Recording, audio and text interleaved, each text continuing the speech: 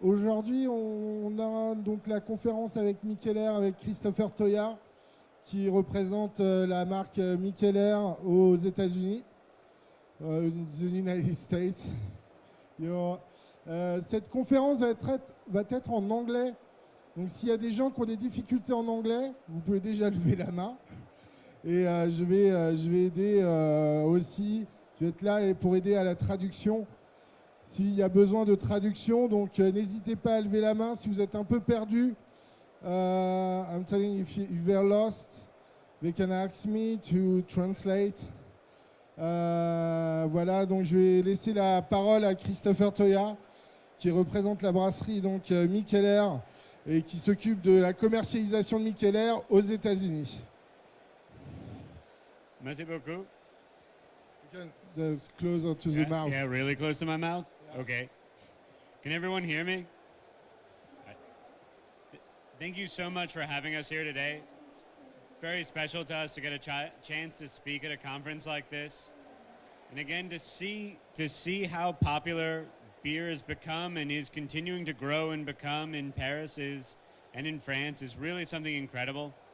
So what I hope to share with everyone today is a little bit of the story of Mikkeller, a little bit of the story of where we came from, how we're growing, and hopefully where we're going. But even as I share that story, such a big part of everything we've accomplished is a conversation. It's something that doesn't just happen because we are the smartest people in the world and we've created something perfect. It's because it's an engagement between us and the people that drink our beer.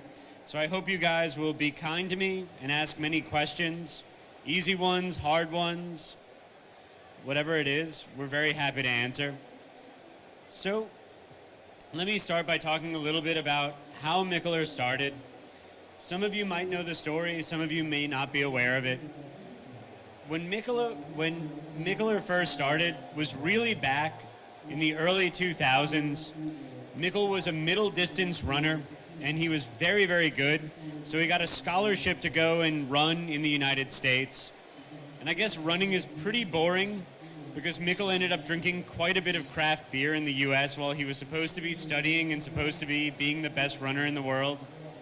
So when he moved back to Denmark, what he found was all this great craft beer that he had learned to love, Sierra Nevada Pale Ale and AleSmith IPA and all these other absolutely incredible beers. You couldn't find them anywhere in Denmark. You could find a lot of beer, but none of it was very different from any other. So what he started doing was brewing beer in his kitchen. And the way Mikkel thinks is not, oh, I've brewed a beer and it tastes pretty well, I'm done. What he would do is brew hundreds and hundreds and hundreds of the same beer. And because he wanted to be perfect at it, what he started doing was actually sending emails or sending letters to brewers that he's never met before and saying, how do you do this? How do you add hops to this beer? How do you add coffee to your stout? How do you make it as perfect as you make it? And that's how he continued to fuel it and continued to make the beer that he was brewing in his home better and better. It was through collaboration, it was through talking to other brewers and through having the community that allowed him to start making these perfect or much better beers. Now, at this time, Mikkel, it's 2005, Mikkel is a physics and math teacher in school. So remember, he wasn't a businessman. He wasn't a guy that knew a lot about marketing. He was a guy that knew a lot about teaching and was really passionate about beer. And he starts brewing a beer called Beer Geek Breakfast. And sort of illegally selling Beer Geek Breakfast all around Copenhagen, because usually when you sell a beer, it's supposed to be registered and supposed to follow all the rules, but we didn't really do that. So Beer Geek Breakfast becomes the highest rated beer, highest rated stout on Rate Beer in 2005.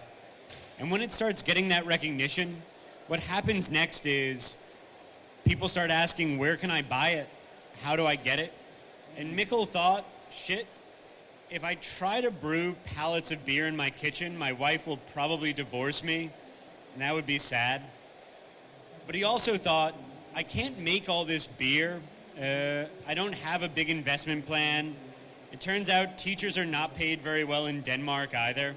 So what he did was reach out to some of his favorite breweries around Europe, breweries that already knew how to brew large quantities of beautiful beer, and said, do you guys have some extra space? Do you have extra capacity? Can we brew Mikkeller at these breweries? And sure enough, they said, yeah, that's fine. Come brew the beer with us. That would be great. And so what Mikkel did, and what the story of Mikkeller always is that when we have a problem, we don't just stop. We don't always do it in the way that everyone else has always done it. We challenge ourselves to find a different way. And always, everything we've done, all of our growth, all of our accomplishments, they usually are driven by necessity. It's not something that we want to do, it's something that we have to do to take the next step. And so we had to brew as a cuckoo brewery or as a gypsy brewery, because otherwise we would have had to find investment and lots of money. And if we took investments and took lots of money, Mikkeller would have been a very boring thing, because our investors would have said, why do you want to brew all these crazy fucking beers? Just brew this simple lager and that's how you make money in brewing. But instead what it allowed us to do was to take chances, to brew hundreds of different beers every year.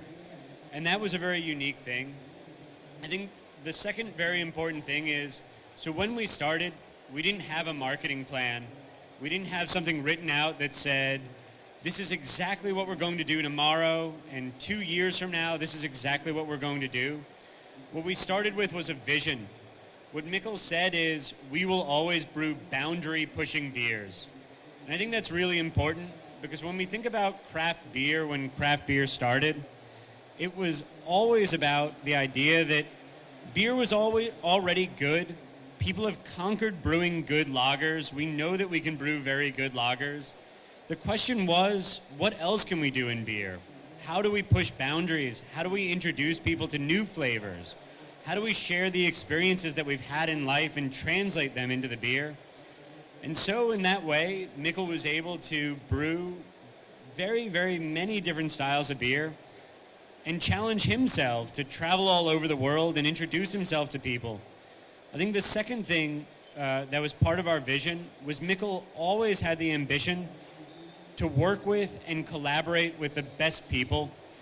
So instead of saying all we'll ever be is whatever we can come up with, we constantly collaborate with people. We constantly seek to work with the best people in the beer industry and say, we want these people to be our friends.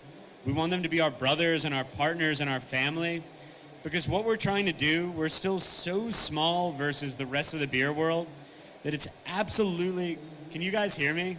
Or does it just sound like, yeah? Sorry.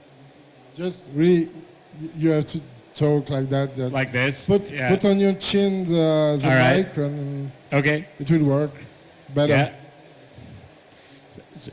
Okay, yeah, that's much louder. Oh, yeah. Wow. All right. So a big part of the spirit of Mikkeller was collaboration, and is collaboration. It's always for us about working with other people. And to us, it doesn't matter if we're working with people that are big or very small. It matters if we're working with people that are genuine, that share our values, that push us and challenge us in some way to get better or smarter than we were yesterday. And our hope is always that when we work with people, we also share a little bit with them. We show them a new idea. We share with them a new way of doing things that maybe they hadn't considered before. And when I think about what makes Mikkeller special, what's helped us grow over the last 10 years, it's that in 2006 in the United States, as beer was starting to get more and more popular, the first generation of craft breweries, Sierra Nevada, AleSmith, Anchor Steam, these weren't breweries that were started to make people a fortune. They were started because they were people that were incredibly passionate about beer and believed there was a new way of doing things.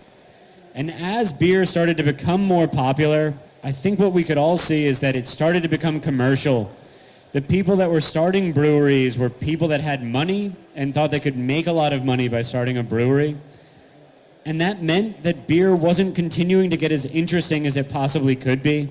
And there was an opportunity to spark something, to challenge people, to say that we're not done and that we can continue brewing something interesting and amazing and push people in a certain way.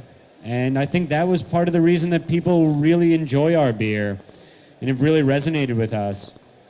I would also say Mikkeller was one of the early breweries that said, you know what? We spend hundreds of hours trying to figure out how to brew the best beer.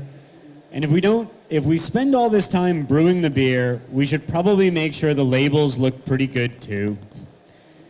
And before us, I think a lot of labels in beer just kind of looked like whatever you could see in your backyard. You'd wake up in the morning at the brewery, open the shade and say, well, there's a mountain out there, so I guess there's a mountain on our label, great. And I think Mikkeller said, well, let's try to make it fun, let's try to make it interesting, so that maybe someone who doesn't know that much about beer will pick it up and say, this is very fun, this is very exciting, and I love this. So I think as we grew, there's a couple of other important things that happened to us over the years that really helped us. One thing was, in about 2011, Mikkeller was getting more popular, and we were very happy about that. And we realized in Copenhagen, there was no perfect place to enjoy our beer. There wasn't a bar or a restaurant that we thought really reflected who we were. If you went to a bar, it was a very masculine place, a place with TVs and loud noises and everything else. So we decided to open up what we thought would be the perfect bar for us. And it was a small bar on a shitty street in Copenhagen that was candlelit, but it was kind of perfect for us. 20 draft beers, all beers that we either brewed or that our friends brewed, in an environment that was very cozy and candlelit and almost a little feminine. And the idea being it was a perfect place to enjoy a beer. And you could sit there and contemplate the beer, or you could contemplate life, but it wasn't very pretentious. And that bar, we didn't know what was going to happen, but from that bar, we now have 40 bars around the world, including bars in Japan, Thailand, Poland. We're opening a bar in France in about 3 weeks. I hope everybody's invited and will come and join us. We're very, very excited about that. We have bars in London. We have 4 bars in the US, and it's become one of the best ways that we've found to grow and connect with people. And what we always challenge ourselves to do every time we open a bar is to find a way to synthesize that bar with the local environment. So the idea is never to just open up something that says, this is Mikkeller and there's one right way to do it. The idea is to translate what we love about the place that we're opening a bar and say we want to let some of that in. And we also want to share what we love about our home in Copenhagen with the local environment.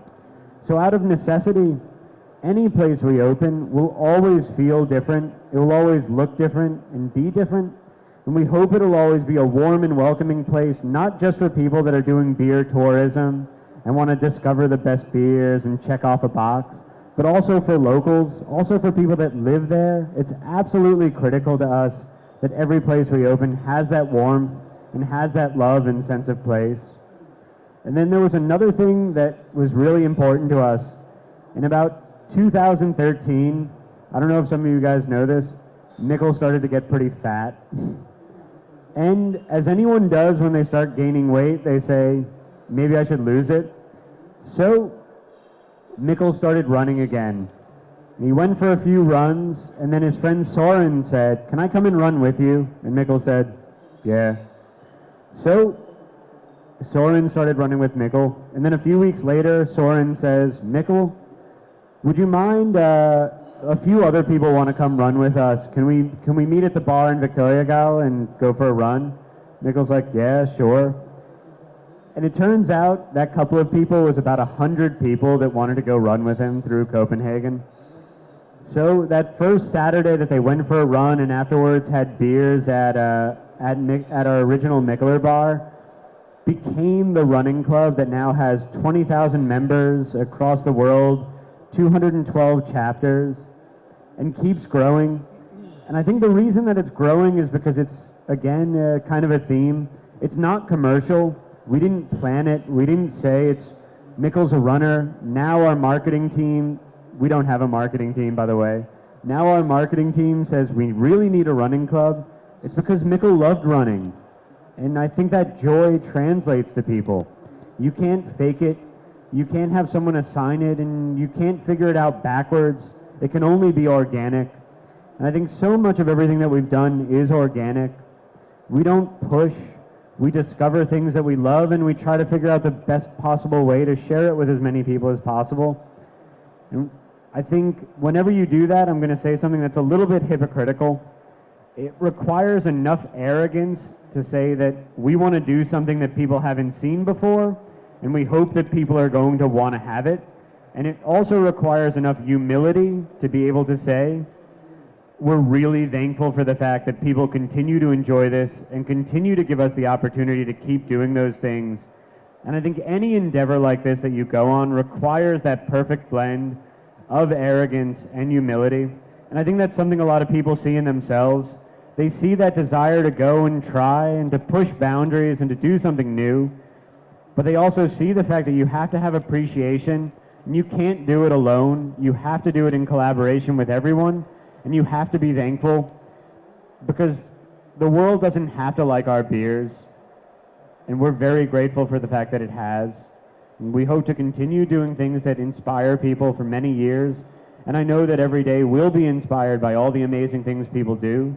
I know I've been inspired by all the brilliant breweries that are out there right now, and have been surprised by quite a few, both the ones that have taken traditional styles and pushed them in ways that I never thought of, and the ones that are doing American styles and putting a very unique touch on it.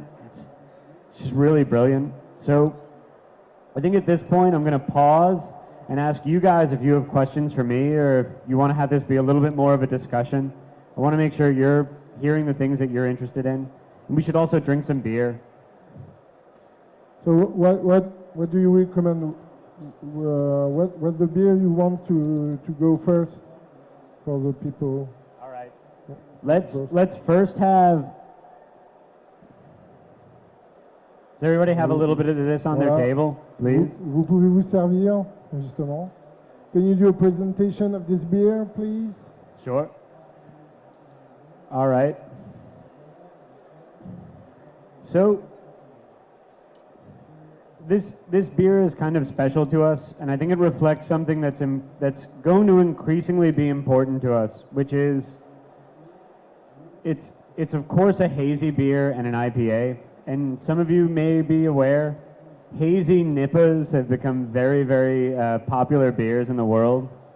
And this one uses 7 of our favorite hops, especially Idaho 7, which is a relatively new hop that we really like. Very unique flavor, kind of floral, but also almost floral, a little bit tropical, but also has almost a little bit of barnyard character to it. But I think the other important thing about this beer is that it's an organic beer. And one of the things that we're challenging ourselves and thinking about a lot is, how do we brew? Brewing beer uses a lot of water, it uses a lot of resources, and it's extremely important as brewers that we start to think about ourselves as being stewards of the environment and being kind to the world. And so for us, we love the fact that this is organic, but we want to continue pushing more forward. We want to think about how do we make sure the hops we source travel the smallest distance possible between where it's grown and where it's brewed. So what we've started doing is really thinking about, okay, if we're brewing a beer in Belgium, can we source hops closer than we used to? Because it's not just about the organic, it's about how much resource was used in trucking this across the world. If it has to fly on a plane to get to Belgium to be brewed, is it really still an organic IPA? I mean, it's a question, and I don't have the answer for it, but it's something that for us is provoking and thought-provoking and really important. But let me stop talking about the planet and its shitty state, and let's talk about the beer and its delicious state. So for us, what we wanted to do was take a beer and make sure, for me, the any IPA style, the most important thing is that it's creamy, it has a medium to full body, and I think you'll see that reflected here. If it's too light, it comes off as very sweet and kind of astringent. So with enough body, what you get is it's very flavorful. The flavor is able to play very nicely, and it has that quality about it that makes you want to continue drinking it and continue really enjoying it. The other thing that's very important to this style of beer is that it has a big nose, a very full aromatic quality to it, and I think you'll find that reflected here. Very tropical, very welcoming. One of those big beers that when you open up the beer, you can sit it down across the room and then smell it 10 feet away or 10 meters away. What do you guys think? Good? Bad? Very good? Yes. Est-ce qu'il y a des personnes qui ont des questions pour le moment? Des questions à poser? J'arrive. Hey, thanks for the whole story. It's very interesting. What was the state of craft beer in Europe when Mikkeller started in 2013 or something? Or Yeah. when did Mikkeller started, and what was the state of craft beer in Europe at that time? I think when Mikkeller started, we started in 2006. And remember, our first market was the United States, which I think says a lot about the state of craft beer in Europe at that time. I think Europe is very interesting in that in 2006, the beer overall quality in Europe was much better than it was in the United States. The United States had had a few producers of beer for almost 40 years that dominated everything. But I also think in Europe, the beer scene had become a little stagnant. It hadn't been challenged. It hadn't been pushed in a way to try new things. And I love...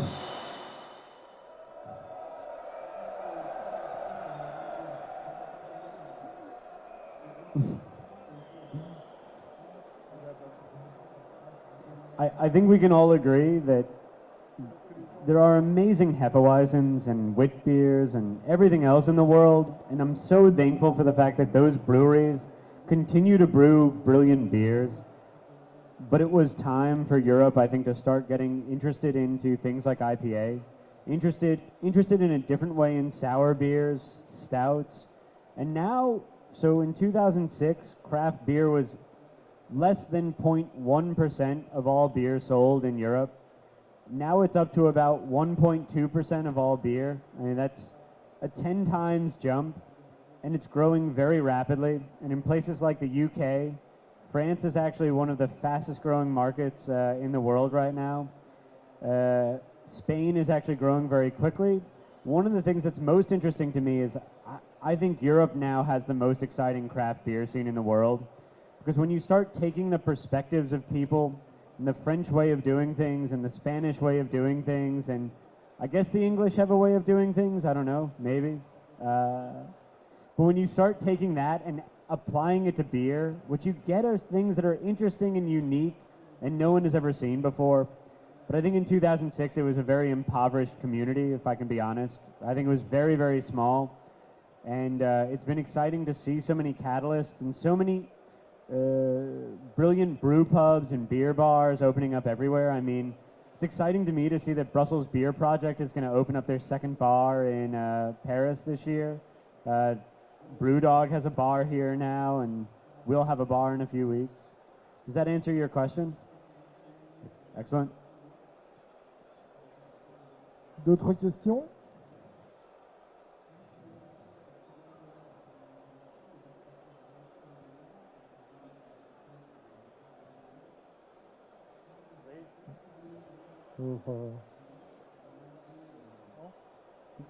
Julia, tu voulais poser une question, non? Non, pas Julia? Non.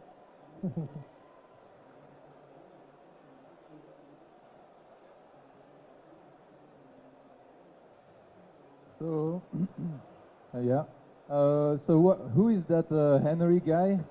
And who are his friends and this kind of thing? What's the story behind these guys? That's a great question. All right. So when we first started brewing, we had a Danish design company who would design all of our labels, and they did a really lovely job.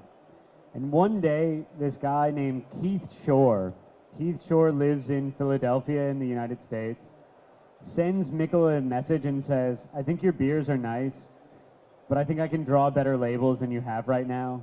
And very Mikkel, he sends back a message that says, okay, prove it. So Keith draws a few label designs and sends them to Mikkel, and Mikkel goes, yeah, you're right, these are better, so go for it. And he created the characters of Henry and Sally. Henry and Sally are a married couple, apparently very much in love, and they kind of go on adventures together on all of our labels. They get into trouble, they cause trouble, they're mischievous. So the whole cast of characters came from the idea. 100% came from Keith Shore, who draws all of our labels. He's now drawn 1,400 unique labels for us. And the idea is, a lot of times people will ask, where do the beer names come from? You brewed 1,400 beers, where do all the names come from? If I tell you, it's honestly, we have a good idea the morning, and if it still sounds good by the afternoon, that's the name of the beer. And then we send it to Keith and say, hey, last night we were drinking and we thought this was really funny, so can you make a label for it? He goes, yeah, okay. and then voila.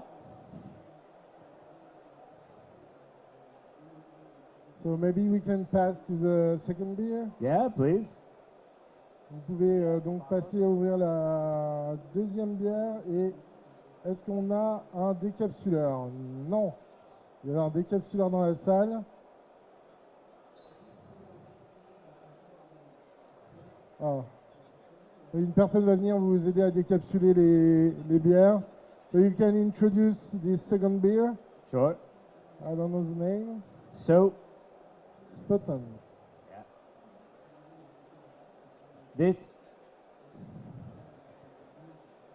So I think this beer captures something very essential about Mikkeller. Remember that Mikkel was a school teacher when he started, and so much of what we do is about education. But if you just talk down to people, if you just try to teach them a lesson, no one wants to learn it. So Mikkel is an enormously passionate fan of spontaneously fermented beers, sour beers, wild ales, things of that nature. And what he did was create a series of beer in conjunction with Brasserie Depuis called the Spontan series. And basically for us, what it does is give us the opportunity to showcase the play between a sour beer and the things that get added into it. So in every case, most sour beers are not just the base beer, but have something added. Cherries are very popular, and that's how you get lambics and creeks. Of course, blueberries, raspberries, so many other flavors. So for us, what we did was say, well, what if we just throw out the rule book and try every flavor we can possibly imagine? Challenge ourselves to think of things very differently. So we've brewed a spontan carrot at one point, which is absolutely delicious. In this case, this is spontan plum. And this is also, for us working with collaborating with someone. So it comes from Oregon fruit farms, which arguably make the best purees in the world. And we wanted to ask them what would they think would taste amazing. So this is a spontaneously fermented beer that plum gets added to. It's then aged for 6 months, a minimum of 6 months, blended together, and the final product is in your glass.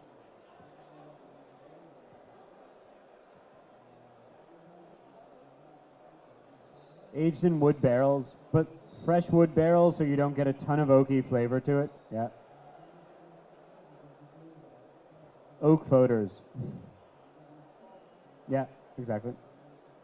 So this is a good marriage, extremely traditional methods, extremely traditional beer that we add on top our desire to constantly try new things. So we had a spontan basil come out earlier this year.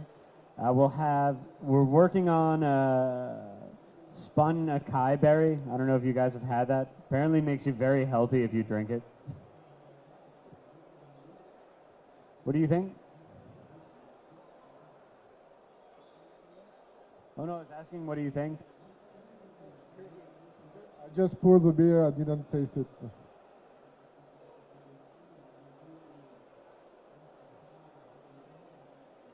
All right. I'll ask you guys, do you have questions about, let's see, do you have any questions about the beers? Do you have any questions about what our plans are for the future? Or the beer scene in Europe in general, how we see it? So yes, what are your plans for the future? Ah, Haha. perfect. All right.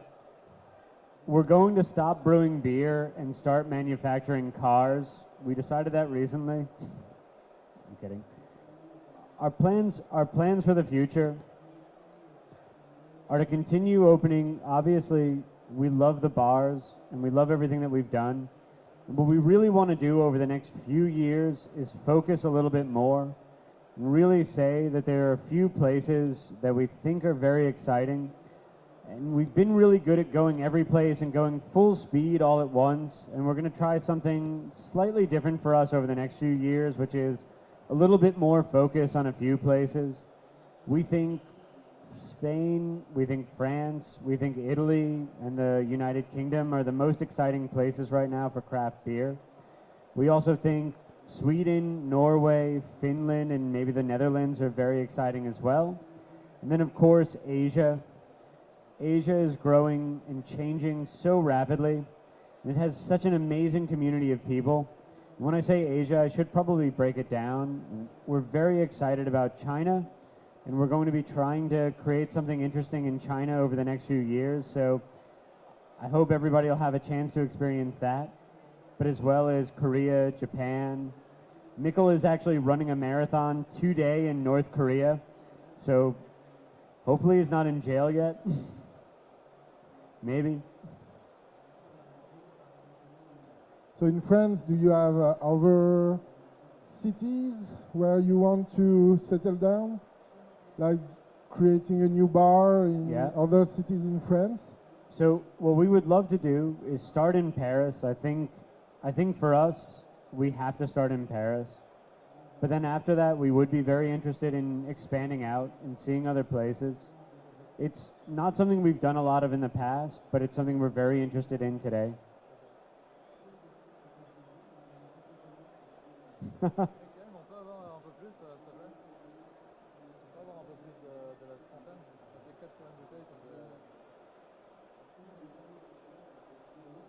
Yeah, talking about Mikkeller Paris. So obviously we're very pleased to have a Mikkeller bar in Paris now. So what is going to happen there? It's because like just a bar is nice and stuff, but is there going to be some I don't know, events or some peculiar beers that are showcased there, or this kind of thing? What is the future of Mikkeller bar in Paris? What should we expect? Sure.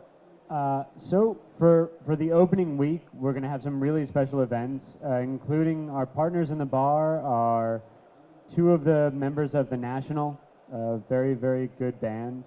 And they're going to do some acoustic performances at the bar with us the first week, so please come and join us. Of course, our goal, as always, is to feature the most amazing beers, not only our own beers, but beers from around the world in the bar. So I think what you'll see is on a weekly and monthly basis, we hope to have tap takeovers with the most exciting breweries. Bring those breweries to Paris, hopefully breweries that haven't been featured before, or if they have been, new. We also hope this is a launch pad for us to do more collaborations with French breweries, which is not something we've done a lot of in the past, and find ways to brew beers that are truly unique. I know that the team from the bar, some of them are sitting in the back, so just remember, they'll be pouring you beers soon, so they've come up with a really very simple but very cool food program. So we're working with a patisserie and a boulangerie on getting some unique breads and some unique toasts. And what we're going to do is always have a rotating lineup of 5 offerings that are paired with beer. And we hope to over time do really exciting stuff with food and beer. But first and foremost, the idea is it's an environment where you can go with a few friends and spend a few hours, talk, figure out how to solve the problems of the world, I guess, figure out how to solve the political problems of France and Europe. That would be really good if you guys could hatch that in our bar. Perfect. But yeah, I think initially you'll see tap takeovers and other exciting events like that. Okay, yeah. Hi. You seem to be settled almost everywhere in the world. Okay. You seem to be settled everywhere in the world. Did you have to make adjustments, some recipes of some beers to like get better in a market somewhere? Yeah. Or That's a great question. okay. So what he asked was, since we send our beer everywhere in the world, do we have to adjust recipes for the different places? And the answer is sometimes yes and sometimes no.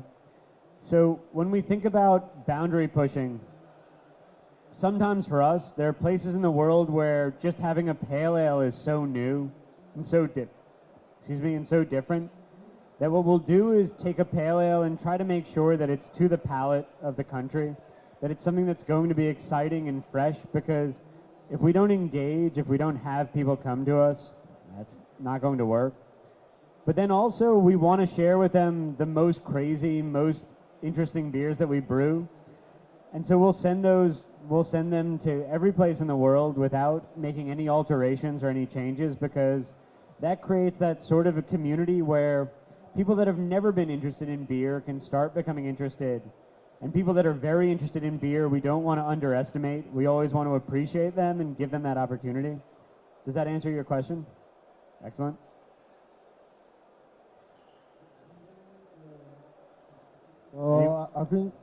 I think we're gonna finish this talk. Maybe you can finish this talk with I have a last question. What was the most exciting project, like a beer project, a collaboration that you made with Mikkeller?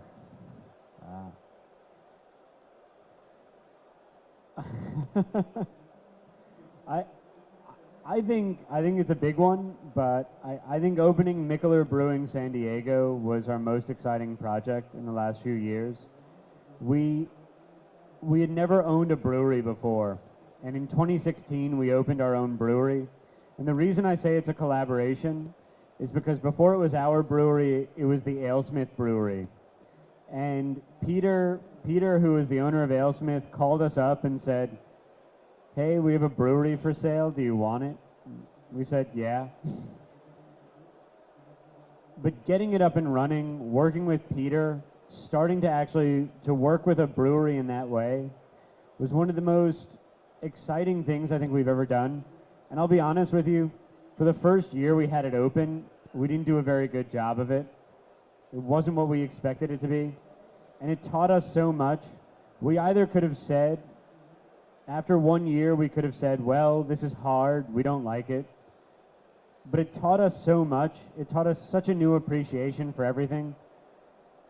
And for me, that was the most exciting project that we've ever taken on. And it'll be a project that teaches us so much over the next years and over the next 10 years about brewing in the world. And it gives us this great place, our place, to continue testing boundaries and trying new things. And for me, that was very exciting. Thank you. Thank you. Merci à tous. Merci. Merci à Christopher. Et voilà. Merci. Et donc la prochaine conférence sera à 15h et donc parlera des femmes dans le milieu, l'industrie de la bière, avec des intervenantes. Gabe de Brooklyn, Lottie qui représente la Brewer Association et Katharina de la brasserie Berlo à Berlin. Voilà, merci, à tout à l'heure.